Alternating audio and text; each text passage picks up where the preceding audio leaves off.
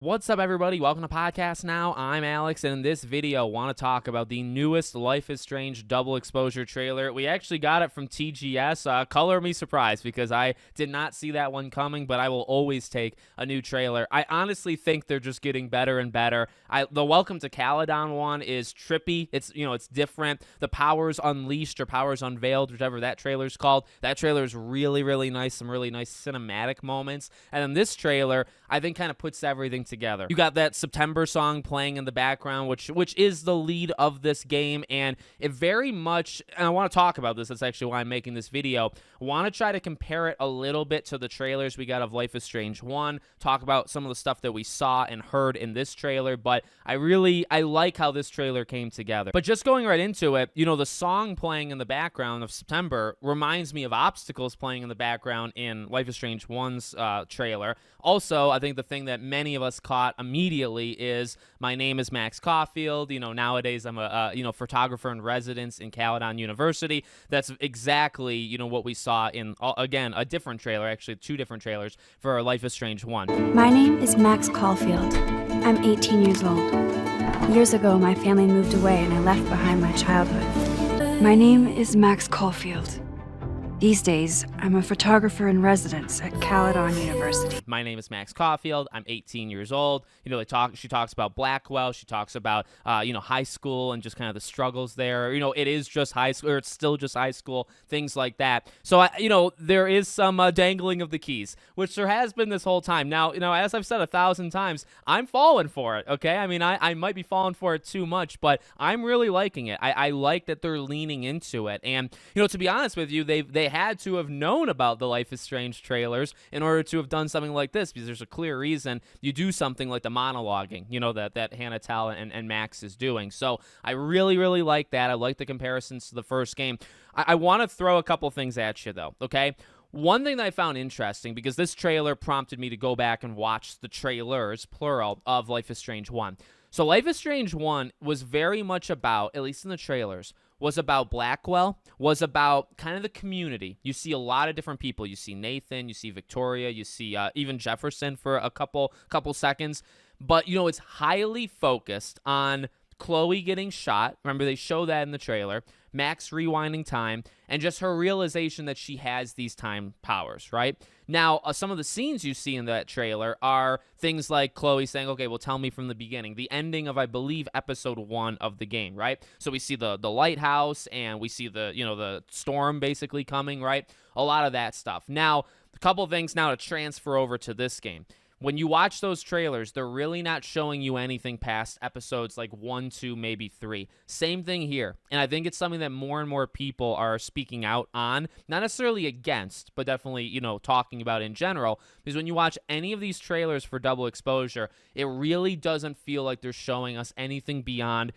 People are saying episode 2. I mean, maybe I would stretch it to 3 just to be like a contrarian, but I agree generally with that feel. I feel like a lot of the stuff we are seeing is the first half of the game. I do not think they've shown us next to anything, if anything at all, on the second half of the game. And that's fine. I'm not saying that as actually a negative. It actually kind of gets me excited, because it's like, okay, you're leading into things. But, in terms of those themes, right? So what's interesting to me, they do, like, Rachel is a small part of any of the trailers leading into Life is Strange 1, but she's not a major part. Again, like, the major parts of any of the trailers of 1 is Chloe and Max, the time travel, and the storm, not Rachel, which is interesting because that's like the detective story, and everything else is kind of the backdrop. But they, as we talked about the genius of Life is Strange 1 before, the B-side stories, they like rotate them very organically, right? Now, in this game, it's almost reversed. What I find interesting, and this trailer continues the trend, you're still talking just about Safi. The main aspect of this trailer that we just saw today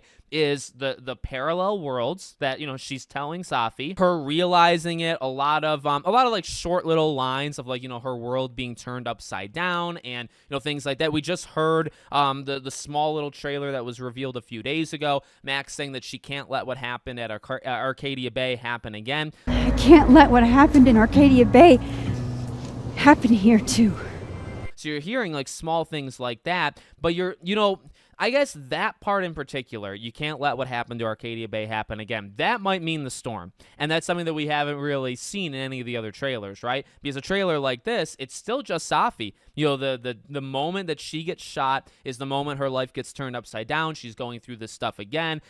Police are saying maybe it could have been a self-elimination, let's say. You got to be careful with YouTube, right? So, things like that. It's really focused on the murder of Safi and solving it and some of the struggles that Max is going through, not what the ramifications are. So to me, it doesn't mean that there's not going to be any, because there clearly is with the double moon and there's going to be a world event, as we keep saying, right? Like, you can't do this stuff without having a consequence. The consequence, though, this time is something I actually think they're keeping hidden. Unlike the first time, it's actually a very cool switch, in my opinion. Maybe not everybody would agree, but in the first game, you know about the storm and you know about the time stuff. So actually, even just by the trailers, you might be able to link them and say, well, is the storm because of the powers? In these trailers, it's more about the detective part. It's more about parallel worlds and Max being able to do powers again, this time different powers, but not the consequences to those powers, right? So that's something that I think are purposely holding off on,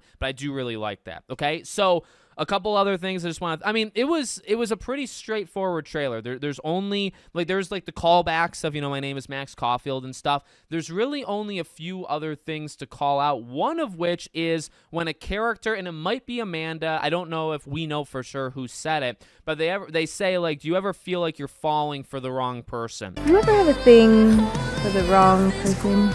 Miss Caulfield. When the trailer was first being shown on Twitter, I remember seeing this earlier today on Twitter, people thought Max was saying it because it shows Max. Now, I still think that's important, right? We don't know who's saying it, but the line is being said, I think, to Max, and the fact that they're showing Max in that moment, I feel like has a theme going there. Now, that's made people pretty mad, or at least it did make people pretty mad. I will again try to reserve judgment, but I will say, if it has anything to do with Max's own life, I really would not be all that thrilled, right? Because what are we trying to get at? What's the elephant in the room? Actually, it's a butterfly. Well, are you talking about Chloe? Are you saying that Max fell for the wrong person in the past? Now, she's not the one who brought that up. We don't know her answer to that question. The answer could very well be no. The answer could be, well, I found somebody, things like that. So that's one thing. The other thing, earlier on the trailer, she mentions that she's been on the road for the last several years, and it's good to finally, get settled down and finally have this friend group. That also kind of makes me nervous because makes me think, I guess, it is the choosing Arcadia Bay ending, right? Because if she chooses Arcadia Bay, you can imagine she would be a more adventurous, kind of distant person where she's out there, but she never sticks for very long. Now, you would like her to still be acquaintances, at least with a Kate Marsh. She was legitimately a friend to Max. Now, technically, a lot of the Max helping Kate part didn't happen if you chose Arcadia Bay. So if Kate's alive, you don't know if Max got super close, but it was inferred a lot in the first game that even before we started playing it, the weeks and months before, Max and Kate had developed a friendship. So I would like to see Kate, in the text message thing on Max's phone, all that stuff. But again, we don't really know that. But I thought that was an interesting line just because, if you're with Chloe, then it maybe makes it sound not as it doesn't make sense as much.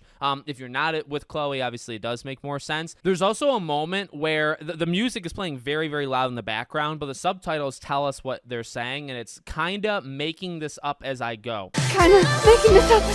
And if you read the comments, a lot of people thought that was Chloe. Now, I didn't have headphones at the ready, so I literally put my freaking ear to my speaker and just listened to it over and over and over again, and then I did the subtitles to figure out what it was saying. And I can understand why they think it's not Max. I actually do think it's Max. I don't know. Her voice is slightly different. If you listen to the first game, if you watch the trailers for the first game, and then you watch any of the stuff now, it's been 10 years. Hannah Telle is older, and it's still the same person. And you can tell Max's voice, but it does sound different. It actually sounds more like Ashley Johnson as Ellie in The Last of Us.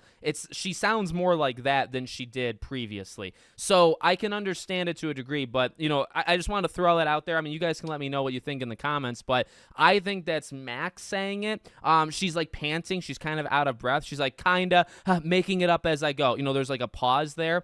So I feel like she's running or like something's going on where she's not in full control of like the situation. She's panting and she's saying it. But I can understand why people think it's not Max, because it doesn't necessarily sound like her. But there's been a few times, and we've talked about it. There's a few times in a couple of these trailers where people said, "Oh my God, is that Chloe's voice?" And it's actually Max's voice. And it's just like Hannah Telle sounds a little bit different now. You got to be careful with it. I still think when we saw the reveal live stream and Max passes out and there's the voice playing, I do think that's actually Chloe. And it's surprising that for all the times people call out Chloe in all these trailers, it's surprising more people don't talk about that. That sounds way more like Chloe, or depending on which actress you're talking about that played her, it sounds more like Chloe than it does anybody else. These scenes, it still does sound a little bit like Max. So I just wanted to throw that one out. This is not a test. So there's only 2 more parts, and the trailer kind of crescendos into, it gives me almost chills, even though I keep watching the trailer like 10 times. So at the very, very end, she says, "This time I have to face the music."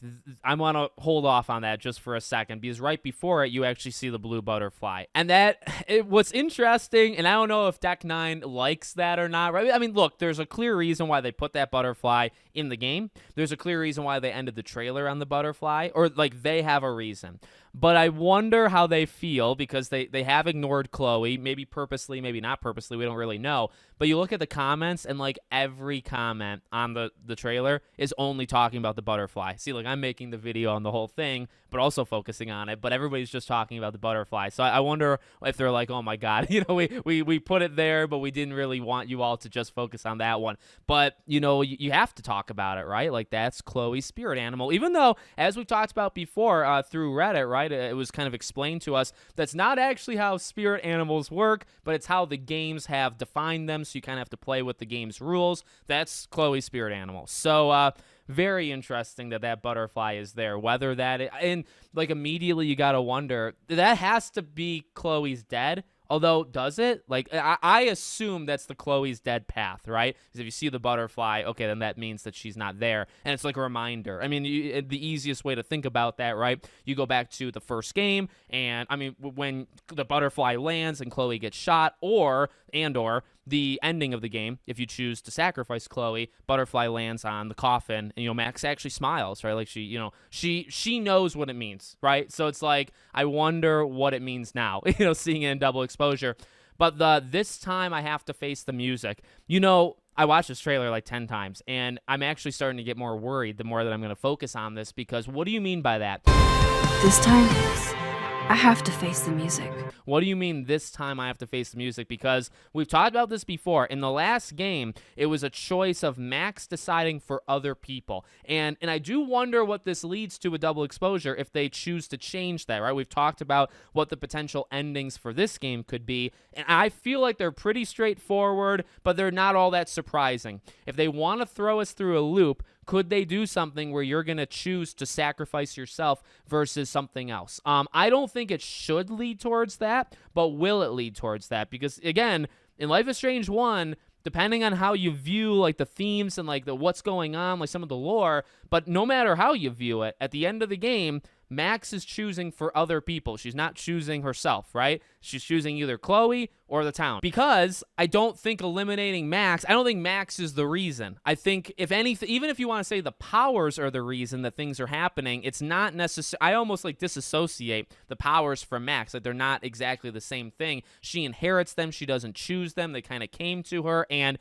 does the powers themselves even cause the storm in the first place? It could have been Rachel. It could have been defying fate, but then all you have to do is just let Chloe die, and then you haven't defied fate, so the storm doesn't hit anymore, right? Like that's pretty simply, I think, how it works. So for this game, like, yeah, Max is using powers again. I don't think it should result in her dying. I think it should result in her having to make a choice, again, kind of for other people. This is why it's so important to me that she has a good reason for using the powers, because she knows it's not a good idea, and yet she's doing it anyway. So they've got to give me a good reason for that. But specifically to that line, I have to face the music. Don't love that, because that really sounds like she's putting herself like on the front lines of doing something. And I mean, she's the main character, so I guess she does do a lot of things. But I just don't want her in danger. I just don't want her to be hurt, and when I say hurt, I mean like certain life-changing events, let's call it. I don't want that to happen in this game. We've talked about that before, though, right? I made a video of like, will Max die? I think also a thing you got to remember is if they kill off Max Caulfield, I feel like even myself, I would probably turn on Deck 9. I just don't think that's a good idea, and I don't think if they do that, they lose everybody, so I just feel that's like a non-negotiable thing that they're just not going to do. So I'm pretty sure that's it. I made a 2-minute trailer last into like 15 plus minutes here. Sorry about that. Let me know what you think in the comments. Make sure, as always, you're subscribed to the channel, bell icon turned on. I hope to see you all on the next one.